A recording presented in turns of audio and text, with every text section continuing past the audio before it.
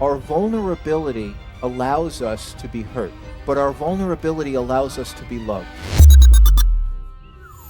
Julius Caesar forgave men who had once fought against him. These weren't strangers. They had fought him. After defeating Pompey's forces, Caesar pardoned Marcus Brutus and Cassius and eventually allowed them back into positions of influence. A few years later, both men would become part of the conspiracy against him. On March 15th, 44 BC, Caesar was attacked by a group of conspirators. Ancient accounts record 23 wounds. Only one was fatal. And that raises a strange question. Can being too forgiving actually make a person easier to hurt? You probably know someone who forgives quickly. They give people another chance. When someone hurts them, they may spend more time trying to understand why than deciding what to do about it. And when the line gets crossed, they say, "It's fine." Psychology has a useful concept for part of this pattern: agreeableness. It's one of the big 5 personality traits, generally associated with cooperation, compassion, and a preference for harmony. Research has also connected agreeableness with how people respond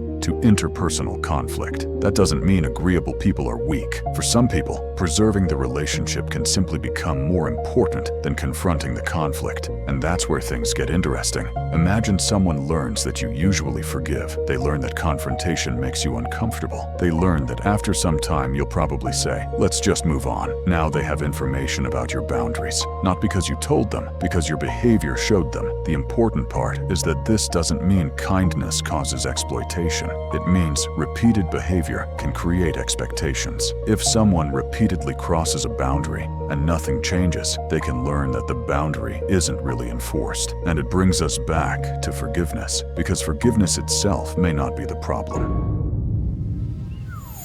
But the more you can fill yourself with wow, the free will allowed them to be loving, the more forgiving you are. So you can't be obsessed with why people didn't love you and fully open to those who have.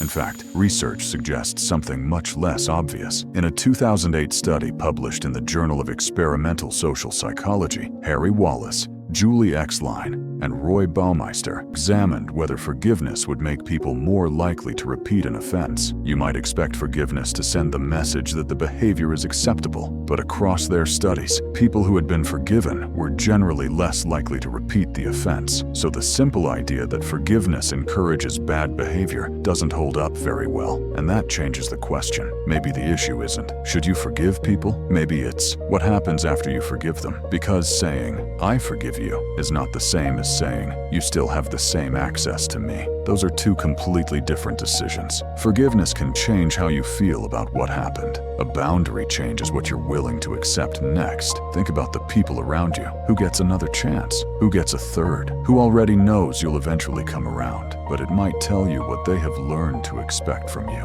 People learn from what we say, but even more from what happens repeatedly. So maybe kindness was never the thing that made these people vulnerable. Maybe the problem begins when kindness comes without a boundary. You don't have to become colder. You don't have to stop forgiving. You can understand why someone hurt you and still decide they don't get the same opportunity to do it again. Forgiveness can release the past. A boundary decides what happens next. And sometimes, protecting your kindness means deciding who gets access to it. Next time, the people who never raise their voice, and why that can sometimes be the most dangerous sound in the room. This is The Inner Sin.